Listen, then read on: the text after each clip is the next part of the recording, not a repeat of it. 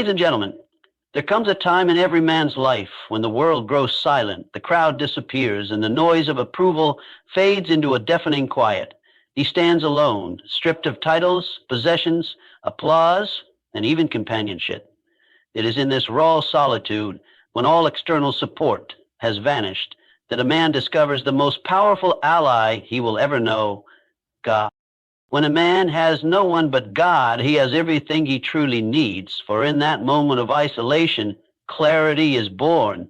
The false securities of the world fall away, and the divine foundation reveals itself not as a distant hope, but as a present force. This is not a message of despair. It is one of tremendous power. The man who stands with God walks a path illuminated by purpose. He no longer asks for permission to rise, nor does he fear the opinions of others. He understands that every setback, every betrayal, every closed door was not a curse, but a clearing, a divine redirection. When all others have left and only God remains, that man becomes unstoppable. Why? Because he no longer leans on the uncertain arms of flesh, but anchors himself in the infinite wisdom and strength of the Almighty. The greatest achievements in human history were often sparked by men who stood alone, guided not by committee, but by conviction. Their success was forged in silence, driven by faith, and manifested through relentless action. When a man has no one but God, he does not shrink, he sharpens, he does not retreat, he rises. For he knows now that the source of his strength is not external, but eternal. And from this understanding, he draws the courage to move mountains, the endurance to finish the race, and the vision to lead others who are still lost in the crowd.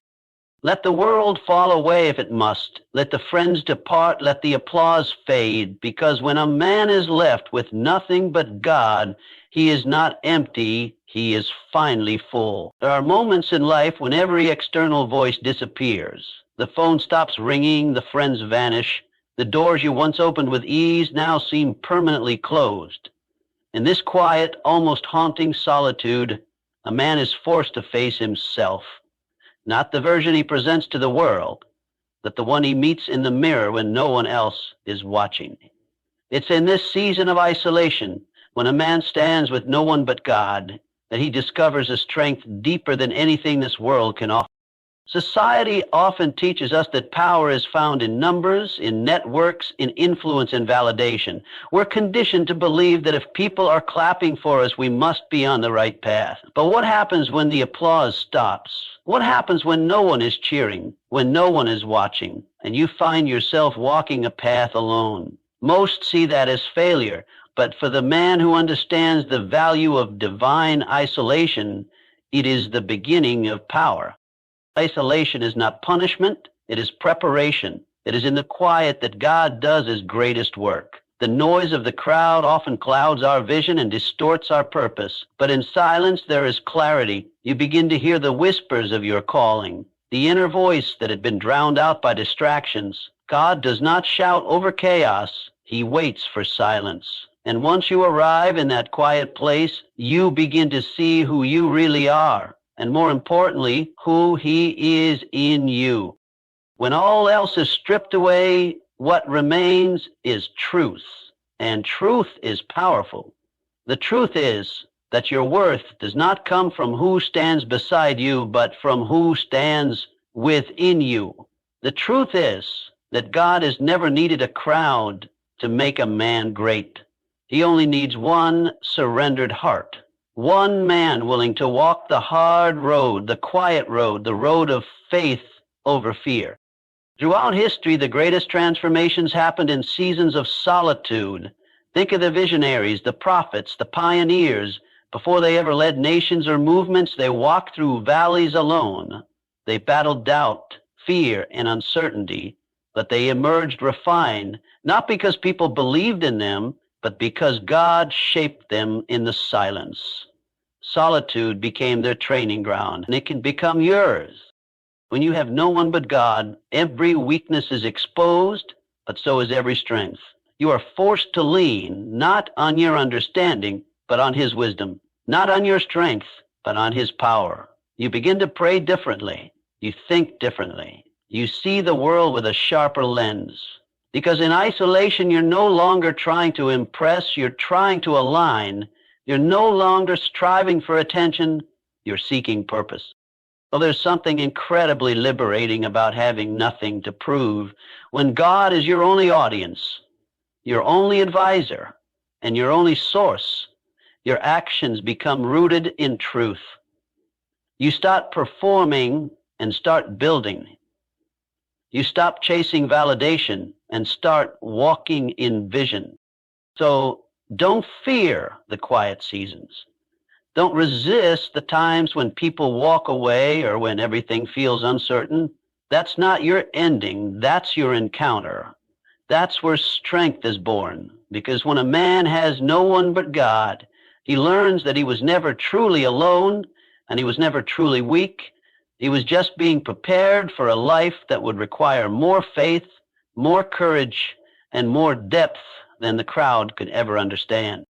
And that is the beginning of unstoppable strength. One of the greatest traps a man can fall into is living for the approval of others. From an early age, we're taught to chase applause, seek validation, and measure our worth by how many people agree with us, like us, or follow us.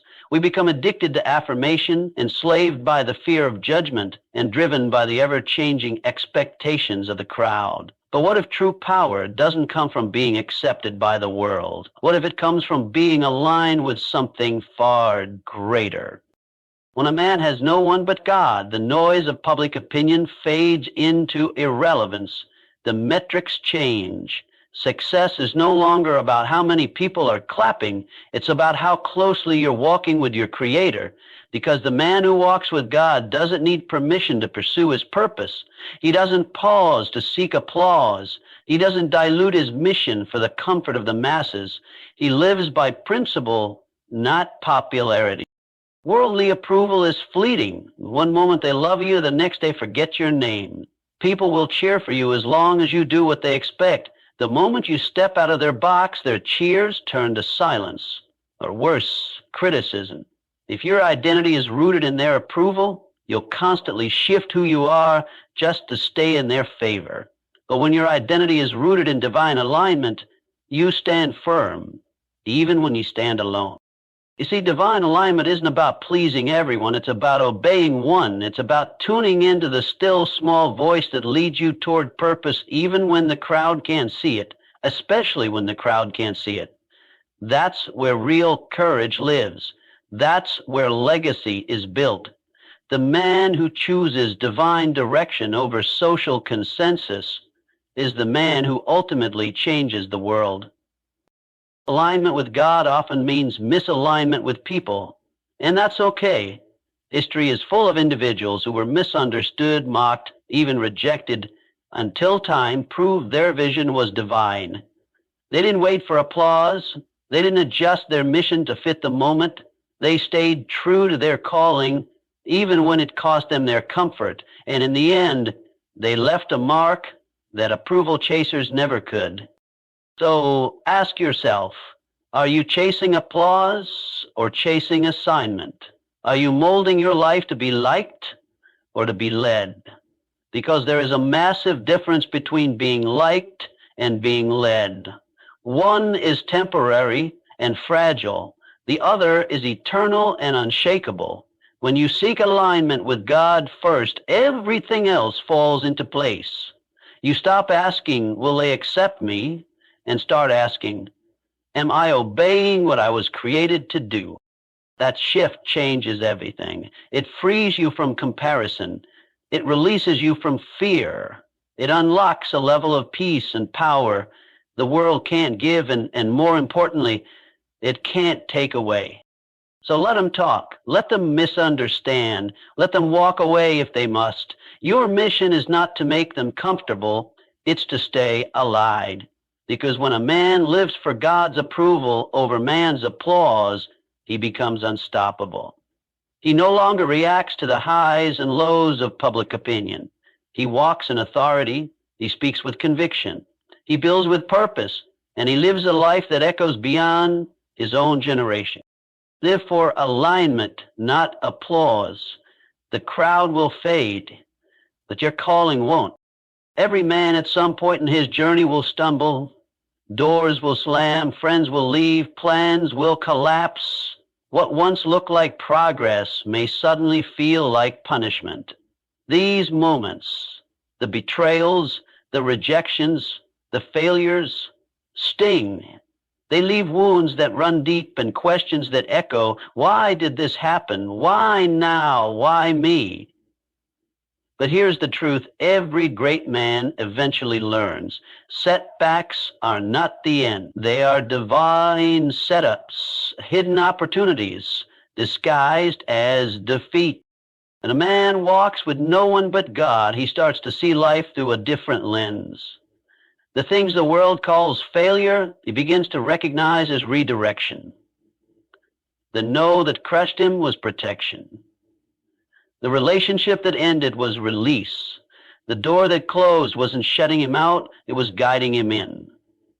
Because with God, nothing is wasted, not the pain, not the delay, not even the disappointment. Every step, even the ones that feel backwards, are part of a divine strategy. Setbacks strip away illusion, they burn off pride, they cut through distraction and comfort, forcing you to confront who you really are and what you truly believe. And it is in those humbling, uncomfortable moments that the foundation of greatness is laid. Because a man who has suffered and stood back up is dangerous. He no longer fears the fall. He's already been there, and he survived. More than that, he grew strong. The path to purpose is not a straight line. It's a series of rises and falls, of sharp turns and dark tunnels, and every detour has its purpose. Sometimes God will close one door just to walk you through a better one you never would have found unless the first one locked shut. Other times, he'll let you sit in the valley so you can develop the character to carry the mountaintop. Because here's the secret. God is more interested in who you're becoming than how fast you're arriving. Look at any great leader, any visionary, any man of lasting impact, and you'll find a trail of setbacks behind him. They weren't lucky. They weren't just talented. They were refined. Their strength wasn't gifted. It was forged through adversity. Their clarity wasn't taught. It was earned through seasons of confusion. And their courage wasn't born in comfort. It was built in the fire of hardship. So the next time life knocks you down, don't just ask, why is this happening? Instead, ask, what is this preparing me for? Because pain is often the preparation for promotion. Loss makes room for something greater. Failure opens the door to deeper wisdom, and rejection removes the wrong people to make space for the right purpose. The man who knows that God is with him in the storm no longer sees storms as setbacks. He sees them as setups for the next level of his calling. He doesn't waste time blaming others or cursing circumstances. He listens, he learns, he sharpens, because he understands something the world forgets. God does his best work in the dark. When you have no one but God, you don't fear setbacks. You welcome them, because now you know they're not there to stop you. They're there to shape you, to strengthen your resolve, to reposition your steps, and to reveal the version of you that comfort never could. So rise from the fall, embrace the detour.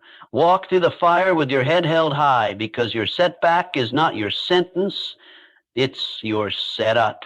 And the man who walks with God never stays down for long. There is a kind of courage that doesn't come from motivation.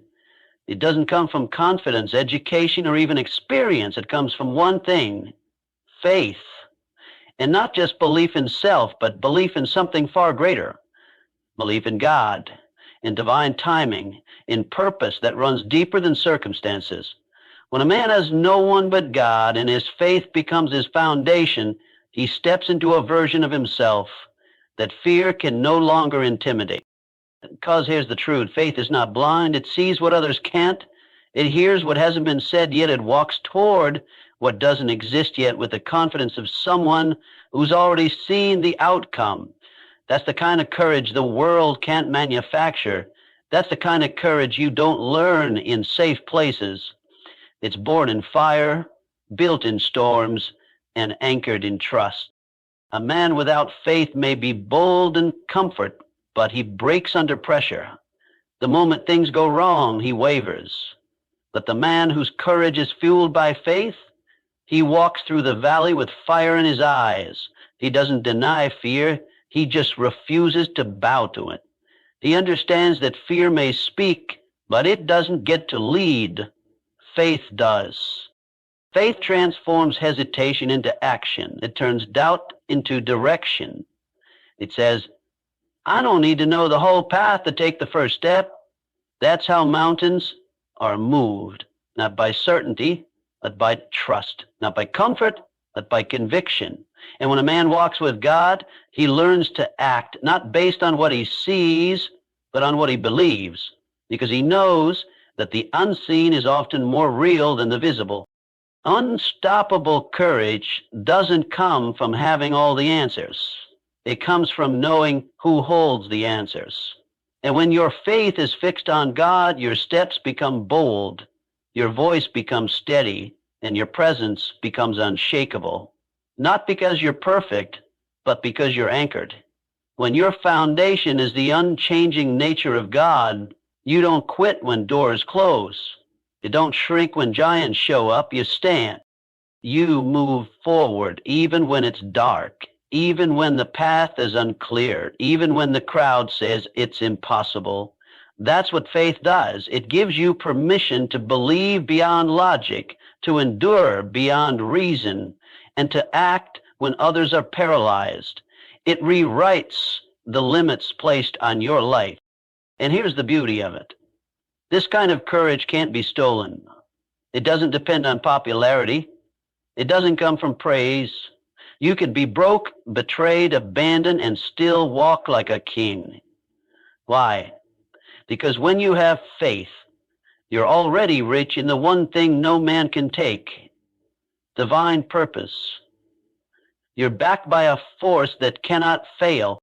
So if you're standing at the edge of a dream, a decision, a battle, don't look for guarantees. Don't wait for consensus. Dig into your faith. Let it rise in your chest and speak through your actions, because faith isn't passive. It moves, it builds, it challenges, and it conquers. You may be outnumbered. You may be underestimated. But with faith, you are never outpowered. God plus one is still a majority. So walk forward, speak boldly, build relentlessly, and believe with the kind of faith that makes fear nervous. Because when faith fuels your courage, nothing on earth can stop what heaven has already started. The world often paints greatness as a public event, something flashy, something loud, something drenched in spotlight and applause. But the truth is, greatness is not born on stages. It is not built in crowds. It is forged in solitude. The most powerful men you've ever admired, the visionaries, the leaders, the revolutionaries, didn't become great when the world noticed them. They became great when the world forgot them, and they kept moving anyway. When a man has no one but God, when the noise fades and the crowd disappears, that's when the real work begins. Solitude is not a curse. It's not abandonment. It's a sacred space where distractions are stripped away and the voice of God grows louder. It's in this place, far from applause, far from recognition, that a man finds out who he really is. You learn what you're made of when no one's watching. You develop discipline not because someone expects it of you, but because your purpose demands it of you. You build without an audience. You plan without approval. You pray without needing praise. And it is in that silent, hidden grind that character is shaped, vision is clarified, and foundations are laid that no storm can shake. Solitude reveals two things: what you fear and what you're made for. It will bring your insecurities to the surface. It will expose the parts of you that were propped up by people, applause, and validation. But it will also show you that you are not dependent on any of it, that deep within there is a voice stronger than self-doubt, a power greater than popularity, and a God who builds men from the inside out. This is why the wilderness comes before the mission. Look at the pattern. Before leadership, there is always isolation. Before the platform, there is always preparation. Solitude doesn't delay greatness. It develops it. And when a man learns to be faithful in the unseen, you must learn to walk alone before you can lead others. You must learn to think for yourself, to pray with your own voice, to believe when no one else does. The man who avoids solitude will always be at the mercy of public opinion, but the man who embraces solitude is dangerous because he's not swayed by trends or intimidated by silence. He knows what he's about because he discovered it in the dark. Solitude is where strategies are born. It's where dreams are refined. It's where vision expands beyond survival and begins to chase legacy. In the absence of noise, a man becomes focused. In the absence of the crowd, he becomes clear. And clarity is more powerful than charisma. You can impress the world with talent, but you can only change it with vision. So don't despise the lonely seasons. Don't rush to escape the quiet. That quiet is sacred. It is the ground where God works in you before he works through you. It's the proving ground of character, the training ground of endurance, the birthplace of the man you were always meant to become. Because when you finally emerge from solitude, you don't need to announce yourself. The work will speak. The vision will speak. The discipline, the wisdom, the power. They'll all carry a weight. It can only come from a man who learned to be great when no one was watching. Popularity is emotional. It's fleeting. It shifts with trends and tumbles with opinions. One day you're celebrated, the next you're criticized for standing for the same truth. But purpose doesn't flinch. It doesn't bend with the mood of the moment. It holds steady because it's anchored in something higher than public applause. It's rooted in divine assignment. When you know your purpose, you stop needing people to validate your path. You move with a different energy. You're not easily discouraged by rejection or silenced by disapproval because you're not driven by approval in the first place. You're driven by calling. And when a man lives by calling, he can stand alone and still feel complete. Living for popularity puts your life in the hands of others. They control your highs and lows. They dictate your direction. But living for purpose, that's freedom. That's power. You're no longer waiting for permission to move. You're already in motion because you were sent, not invited. That mindset changes how you speak, how you build, how you show up. You become bold, not reckless, anchored, not arrogant. Purpose is inconvenient. It'll call you to speak when silence is safer. It'll push you to build when no one's clapping. It'll ask you to stand firm when others walk away. But what it costs in comfort, it pays back in meaning. The man who lives with purpose may not always be liked, but he will always be remembered, not for being popular, but for being principled, for standing for something, for staying the course when it would have been easy to quit. And here's the truth. Purpose will often make you unpopular. It'll make you say no when the world wants you to say yes. It'll call you to confront, to challenge, to rise when others sleep. But don't be discouraged. That discomfort isn't punishment. It's proof you're on the right path. Because true purpose always costs something. But what it gives is far greater. Legacy. The crowd will forget you when the trend changes. But purpose will outlive you. It will echo in your children's, your work, your influence, your story. It will create impact long after your name is no longer trending. And that kind of impact doesn't come from fitting in. It comes from standing out. So ask yourself, do you want to be remembered for being popular or for fulfilling your purpose? Do you want a life that looks good on the outside or one that matters at the core? because you can't chase both. One demands compromise, the other demands courage. And when a man has no one but God, that decision becomes clear. You don't need the crowd's attention when you have the Creator's assignment. Use purpose, even when it costs, even when it's lonely, even when no one claps. Because the applause will fade, but purpose will finish what it started.